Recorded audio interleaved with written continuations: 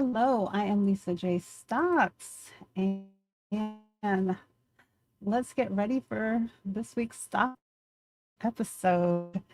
And let's start off with looking at the Fear and Greed Index. We have a big week ahead of us with four of the Mag 7 reporting earnings. But let's take a look at this first. The Fear and Greed Index is currently at 39. So that's showing us that the market is leaning towards fear. And what that means is investors are nervous. And this happens, well, this gauge right here is based on when the S&P 500 is trading, where it's trading compared to its price over the last 6 months. So, when it's over its average, people feel more comfortable.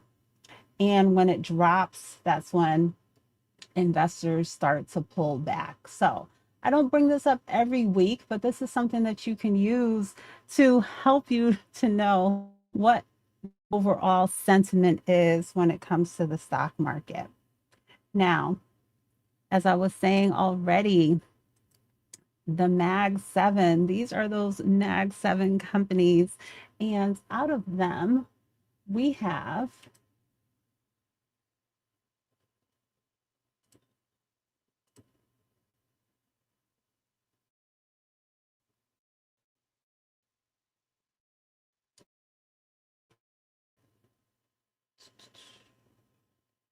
four of them having earnings coming up this week.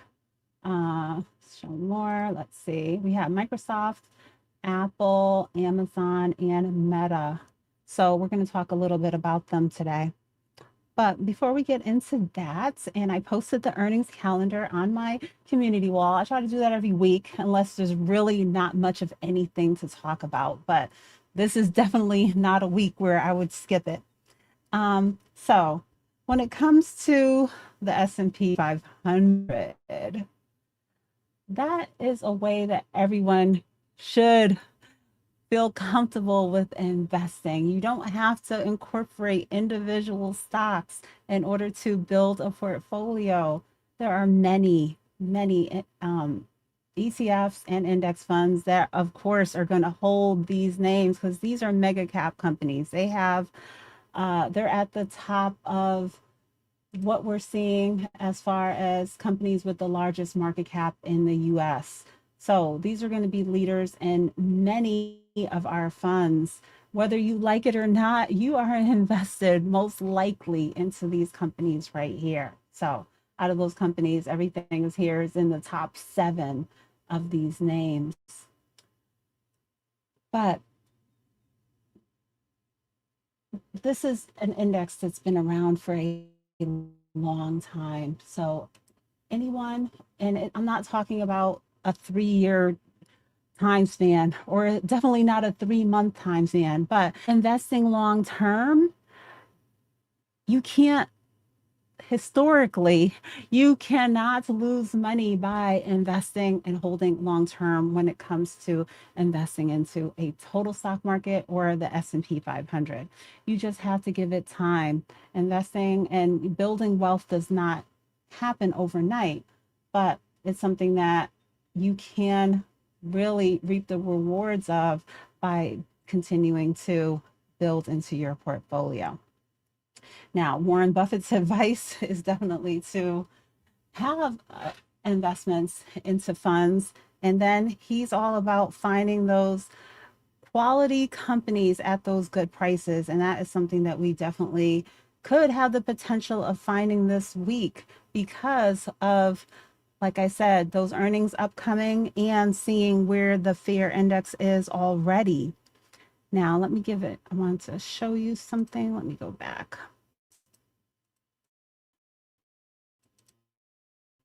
It's just to highlight, well, maybe I didn't put it in here. I don't think I did. Okay, maybe it was in here already. No, it's not. Yeah, it has to be. Oh, here we go. Okay. So when I'm talking to people one-on-one or when I have opportunities like this, I like to give longer time frames of the movement of the stock market to really prove what I'm saying of holding long term. You can't miss out. Now, this is not financial advice. Past performance does not indicate future performance, but by looking at something like this, it should be able to show you that you may have to hold through a rough period like we had in 2020, 2022, 2008, but what comes after it? The market recovers when you are not just investing into one company. And saying, thousands of companies have a ticker symbols. They are available to you to invest into, but not everything is an investment. But when you buy into an index fund or exchange traded funds, you're not betting on one company. And if you get a diverse grouping like you're going to get with the S&P 500, you're going to be on track to be able to see your portfolio grow. And when you go through those rough periods, have confidence of the recovery. So let's see. Historically, you can't go wrong. Now, back to the companies having earnings this week. I have ETFs, mutual funds. I have exposure to all of them there, but these are companies that I also invest into individually because I got to the point where I became comfortable with choosing individual stocks and wanting to get that additional growth potential when it comes to my portfolio. And I don't worry about the share price. I've shared that before. I don't try to find the next best thing because I think something like Microsoft is too expensive when it comes to my portfolio. What I do is I just invest what I have, whatever, even if it's $5, small amounts when it comes to flexible accounts, because those are something additional that I want to build for the potential for me to retire early. And obviously, I do more substantial amounts when it comes to my retirement account. I always try to make that clear. My retirement portfolios, especially if I am getting an employer match at the time, those are my priority. And you should be striving to get those up to 15% between what you're contributing as well as what your employer matches. But just hearing me say those numbers, don't let that bother you. If you have to start off small, start where you are and then just continue building from there. So a core, I always make sure to have a core investment, and ETFs, whether they're more aggressive or those basic ones, I have those in my portfolio, but then I have additional stocks too. So I'm going to share a few of my gains when it comes to my investment portfolio. Let's start with VTI. So this is a total stock market investment. So I'm up 65% on my VTI shares that I hold in my growth portfolio. Now, that is one of my basic investments. Now, going on to take a look at those Mag 7 names that have earnings coming this week. My gains on Meta, very modest right now, just 4%. It's one of my smaller positions. And everything has a different starting point. And so, just like if you got started investing into Apple, you're not going to get to the point where I'm at in a few months or a year. But everyone should just, know that you're running your own race. Don't compare yourself to anyone else and realize that you have to have an understanding of the potential growth, the longevity that these companies have, and then decide for yourself what you want to incorporate as far as individual names when it comes to your investments. So Meta, I'm up 4%. When it comes to Amazon, I'm up about 49%. And currently on Apple, I'm up 114%. But then on the other end of the spectrum, I have Microsoft in two portfolios, and I'm in the red on both of my Microsoft positions currently. And this is one of them. And my account over at MooMoo, I'm currently down 15% when it comes to Microsoft. But I'm okay with that. I'm still building, and I know what the company's future looks like. It's just a matter of them getting through this time period. And I was in this place at one time, even with Amazon, but I buy, I hold, and I let that company continue to improve. I keep on top of the fundamentals.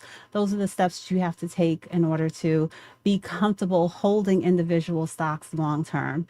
And then, of course, I have that stability in the basket of stocks. For those of you that don't want to, dabble into those individual names, no excuses around here that there's not the right fit for an investment for you to get going with when it comes to your portfolio. Total stock market, S&P 500, that is a basic investment for anyone. All right. So thank you guys for tuning in. I see Fast Eddie, TWP, Tyrone, Jamie. Thank you everyone that's been chatting so far. Let me know if you have any questions or comments on what we're talking about this week. So that was a quick look at my performance when it comes to these companies. I do have shares in all of the Mag 7 when it comes to my portfolio. And some smaller than others, some more volatile than others. Tesla definitely has the biggest swings. Like I said, Microsoft is the only one that I'm currently down on. I would say Google is the one that I've been showing the strongest gains on, and it's not the one that I've held the longest. So out of the Mag 7 companies, Apple is the company I've been holding the longest, and my largest when it comes to my portfolio. I'm about at 60 shares when it comes to Apple. So do I own SMH? Yes, I do own SMH in one of my retirement accounts, and I will be giving an update on the portfolio that I have my SMH in sometime this week, because I'm going to be making an adjustment to that portfolio. Hello, Laney's Money Journey. Thank you for checking out the channel. Welcome in. All right. So with big tech having earnings, let's see what's going on with them. We have Microsoft, and we want to see if their cloud business continues to grow, and if the companies are all of the money that they're putting into AI. The investors need to see that all that spending is paying off. When it comes to Apple, their iPhone sales and new features when it comes to their devices are what people are anticipating, needing to see improvement as far as their AI integration. But it's a company, I always say that there's just huge brand loyalty, and once people get started, they get pulled in and most likely build upon what they have as far as the phone, the watch, the earbuds, the MacBook. And so they've had a lot of strength year after year, even alone just from the iPhone sales, but most likely you have more than that as you start to get pulled in, like I said.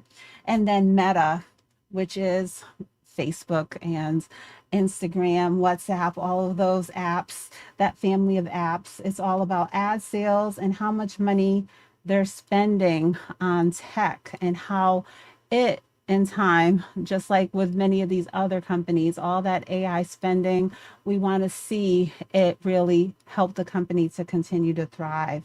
So what does this mean for our funds, and for someone like me? What does this mean for me who hold individual shares in these companies? We want to see those strong earnings when it comes to the numbers that they report. It doesn't always happen like that. And even when it does, sometimes, it would have to be significantly higher than what was expected to actually move and impact the market in a positive way. We just never know what to expect when it comes to earnings. But if we get those strong numbers, there's a potential that it could push up the market and give our index funds and ETFs a little boost. But on the other end, if they miss, you would think it always happens this way, but not necessarily. We could see a drop.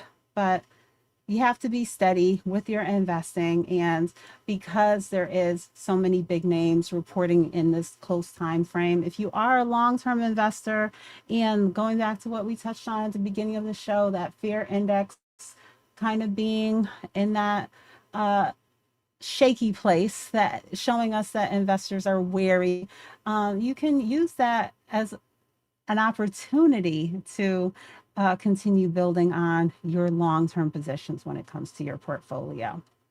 So now let's take a look at some news when it comes to stock market related. I had a couple articles that I was looking at. Let's see what I have here.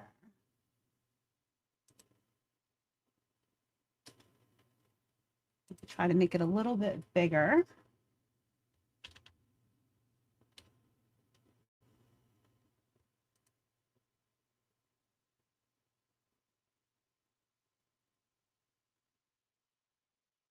So the House passes bill to restrict lawmakers' stock trading.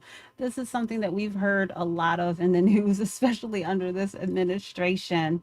And uh, another thing that you could incorporate as a way to benefit your long-term portfolio, following what these lawmakers had been doing up until now. We'll see what happens if this bill gets passed.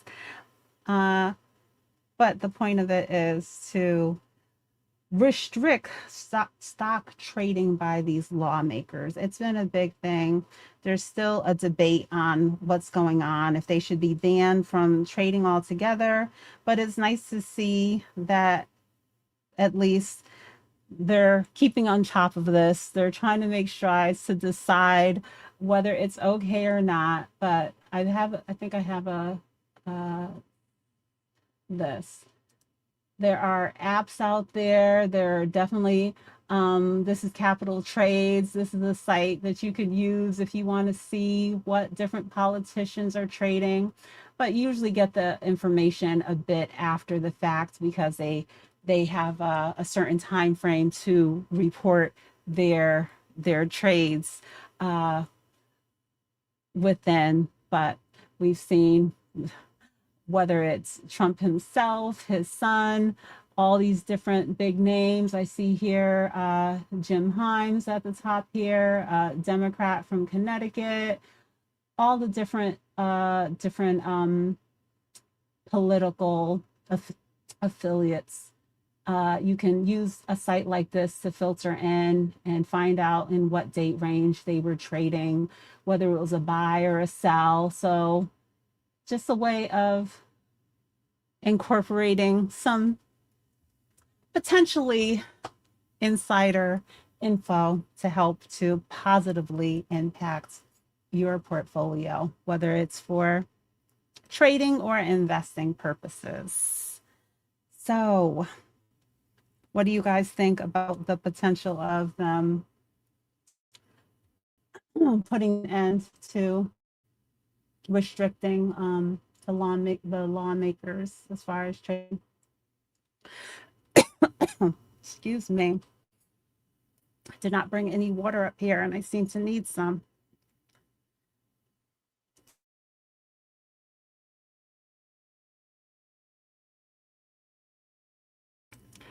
Let's try to mute. I don't want to blow you guys your ears out with my coughing near to the microphone. But these are just a few things that I wanted to touch on today. What have you guys been seeing going on in the market? Are you excited about this week? Are you feeling like it's going to be a lot of ups and downs that you're not going to enjoy seeing when it comes to your portfolio? A couple of other things I had here to chat about. I have this is, as I was showing earlier, we used to be always following the Mag 7. Before the Mag 7, we had the FANG stocks, but this is what's up and coming as far as the top companies that they think will be shifting to in the future. So OpenAI, not trading yet as a, individual company, but SpaceX is. I have not incorporated any SpaceX into my portfolio, or Anthropic is also up and coming. But as I shared, I do have Meta. I definitely have Nvidia. That's another one that I'm holding in two portfolios. I have that in one of my retirement accounts as well as in my taxable account. And then Google, as I mentioned, is probably definitely the standout as far as gains that I've achieved from being a buy and hold investor when it comes to it. And you never know when it comes to investing. Like I said, I've been investing into Apple for a longer time period than uh, the other companies there in the Mag 7, but uh, it's really had strong gains over the last few years. And so it was able to pull up my portfolio. So this is the companies having their earnings coming up this week on the 5-year time frame. And so it's only been for me like the last few years, maybe a little bit more than five, but uh, I was just getting started working full time when I was 19 years old. And so with that, I started contributing to a 401k. Not anything significant. It was based on my earnings, which were low throughout my all of my 20s until I did finish college, and then was able to progress into some roles that called for a degree and commanded a higher salary. But until then, I was still contributing to my 401k. But it wasn't until after getting laid off a few times that I decided to go back and take a handle of my 401ks from previous jobs. I decided to get a better understanding of how to build my portfolio. So some of the accounts that I've shared through my videos are those accounts that I had from previous jobs that I then transferred or just reinvested the money once I was no longer with the company and had some flexibility on what I could invest into, um, as well as starting my own accounts, taxable accounts that I have the flexibility to tap into whenever I want to. I started trading. I opened a UTMA account for my daughter. So I over the last 5 to 10 years, I've really built on my knowledge and expanded when it comes to my finances, especially investing and trading. So I shared I'll go back to it again, but over the last 5 years, these are the gains on these individual companies. So we can see that Apple is up 128%. And then next up, Meta 67%. I only have a little modest 5% gain on it. That's one of the newest and smallest positions when it comes to my investments. And then Microsoft up 34%, but at the time period when I got started, yeah, I'm not there yet. I'm in the red. Amazon up 39%. So let me see if I can go back to where I was. I don't know. I probably can't share it at the same time, but yeah, these are my gains so far. So one thing with Apple that I definitely set myself back with is that I took a long break. I would say definitely over a year from investing into Apple. I had $120 average and I just didn't want to mess it up. And there's no such thing as messing it up when it comes to investing. But I had some things that I needed to work through over the years when it comes to my investing journey. So 120 average. Apple's current share price, we closed the week at 333. So it made no sense for me to be holding on to 120 average unless I was done with investing into it. I caused myself to get into that place where I thought I was done because I was enjoying seeing that nice average. But if anything, if you guys ever struggle with this, put some shares in a different portfolio. Find a way, especially if you do feel the conviction, if you've done your research, if it's a quality company, either, put those thoughts out of your minds about holding on to your average, the share price is too expensive for me. Um, I've been through these different emotions when it comes to building my portfolio. So I just like to share those little stories so that you can hopefully shake it off like I was able to do over time and do it quicker. Or if you're not, if you before you even run to it, maybe you can determine uh, that you're not gonna run into those same type of things like I do.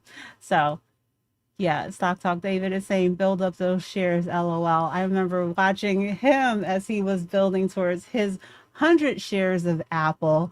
And if I would have stayed consistent instead of taking that long break, I probably would have been there too. Okay, so the one, I'm waiting for the lockout to end for SpaceX. Okay. And SpaceX holds major multi-billion-dollar agreements with the U.S. government.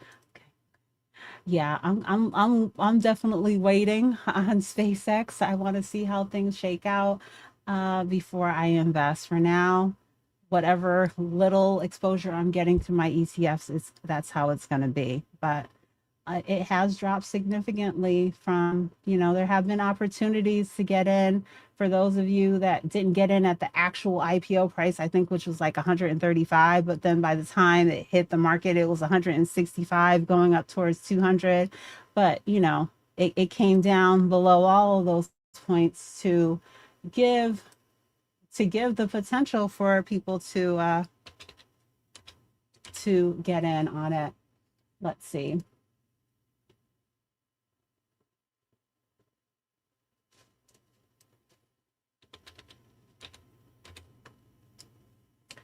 I don't know what is going on with this. I'm typing in SpaceX and it's not giving me SpaceX.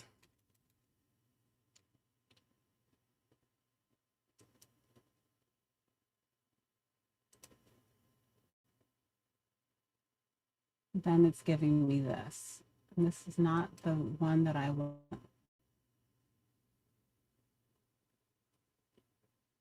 I don't know what's going on with Google Finance.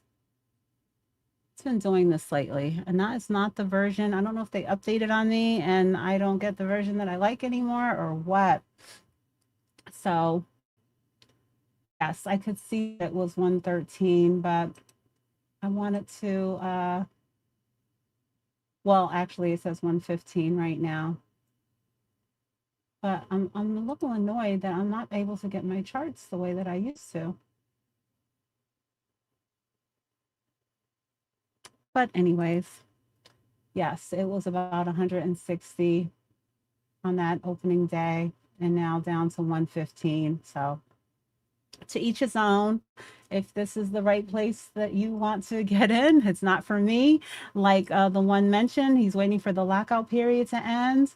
You have to decide if you want to wait a full 6 months and really let things shake out. Everyone has a different method about going about trading, investing, making, incorporating IPOs. That's something I've never even done when it comes to my portfolio. And I know people that have gotten in and out already on it. So, and, didn't allow their investment to drop down to, below that initial price of the 160. So James, I'm not sure if it's James, because I'm not sure what am I supposed to do with the S and the H and the here. But you're asking, what do I think of Microsoft buy and hold? Buy, hold, or sell? I'm holding right now, but curious if people still think it's a buy. Uh, right now, I'm holding. I'm holding.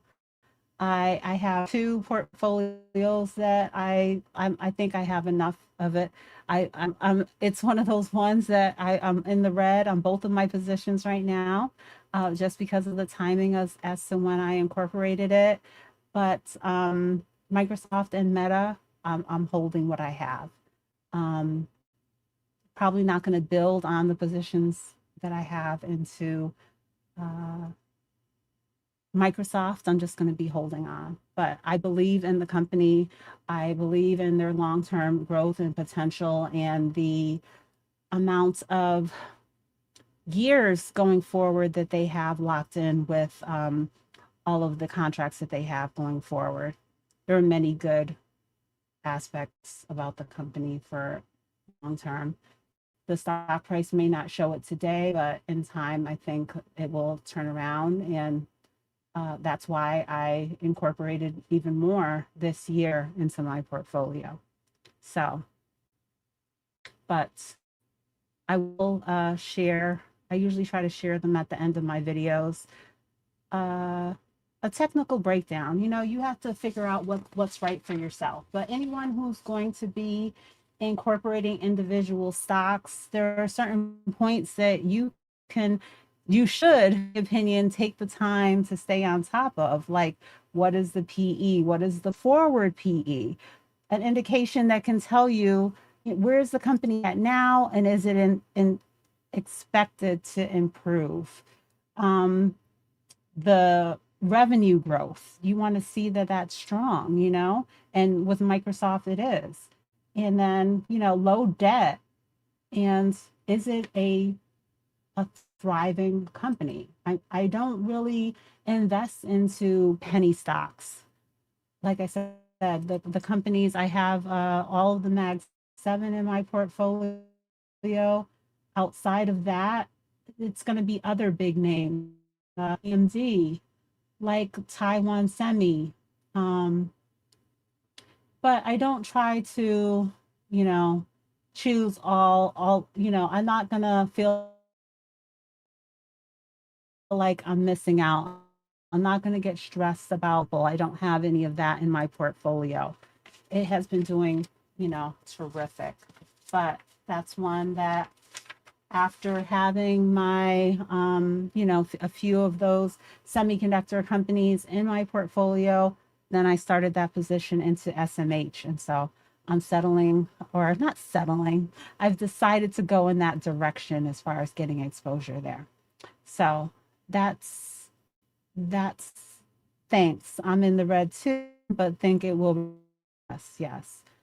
Um, and you know, time will tell. For me, I'm only holding on, and it's not anything I would ever cut from my portfolio in the red. It's not bothering me, and that I think that's where position size and comes. You know, I've never, even when I, you know, years ago when I started building into even Amazon, if you look back to some of my older videos, I sometimes go into my YouTube studio and I ask for a summary of that I was sharing in my older videos when it comes to uh, ETFs as well as those individuals. I'm surprised by the gains, you know, how small my gains were at the time. But, you know, I do that so that I can inspire myself and reference back to it in my journey through what I'm sharing in my videos, if you know what I'm saying. So, yes, we all wish that things just shot right up, but I was patient with my Google investment and it's turned out well, and several other things in my portfolio. AMD doesn't have the technical fundamentals, but it went from $200 to 500, just short time span. So Stock Talk David is saying that he cut some of his Microsoft and put it into QQQM. Okay, okay. So yeah, you have to make that decision yourself. If you deal with the lag and the volatility of individual stocks, that's when you can decide to lean more heavily into your ETFs. I definitely have done that too.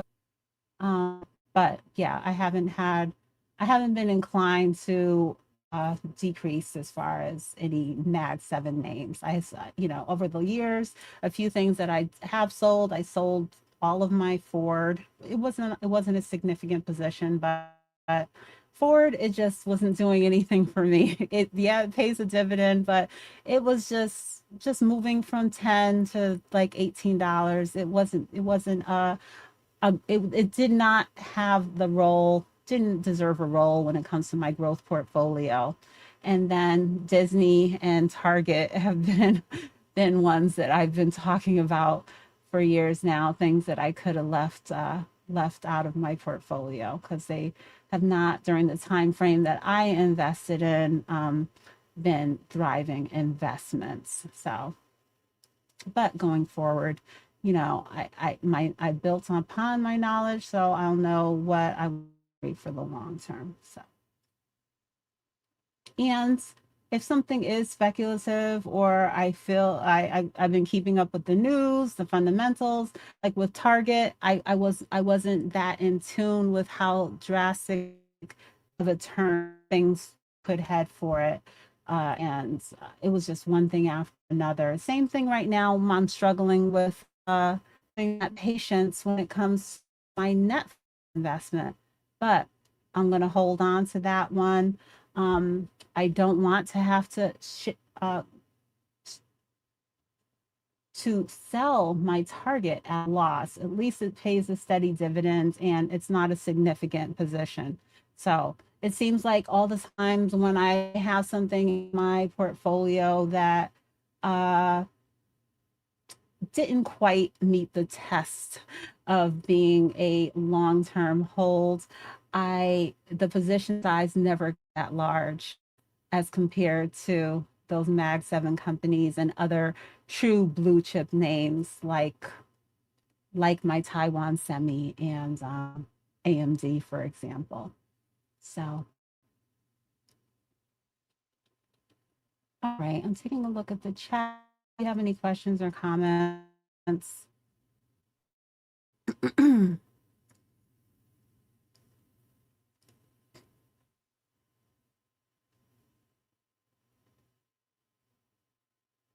But those are the points that I wanted to touch on today. And I'm ready for it.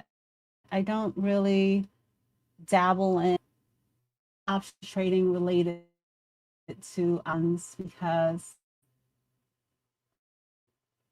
not for the risk level that could be associated with it. See, I don't, it's not a risk reward thing for me.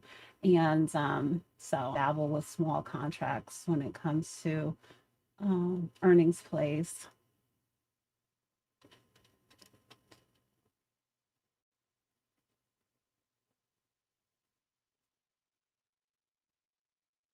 But guys, thank you for tuning in this week. Let me drop any questions or comments that you have.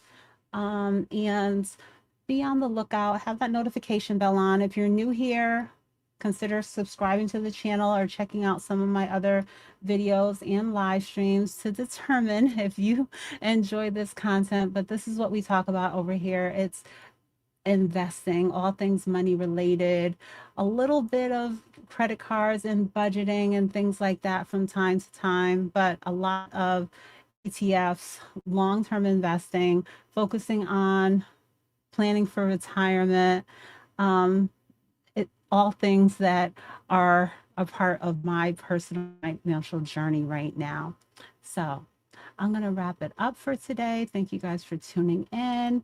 always feel free to leave me any questions or comments after the live stream and on any video that I have posted. If there's something that you're looking for and can't find, I can definitely direct you to it, or your question or comment could be a start to something that I share in future live streams or in a future video. So I will see you guys soon. Keep an eye on my community tab for updates on what is going on, if there's ever any live stream weeks that I'm not doing, and all things going on Lisa J Stocks channel. Thanks for watching. Okay.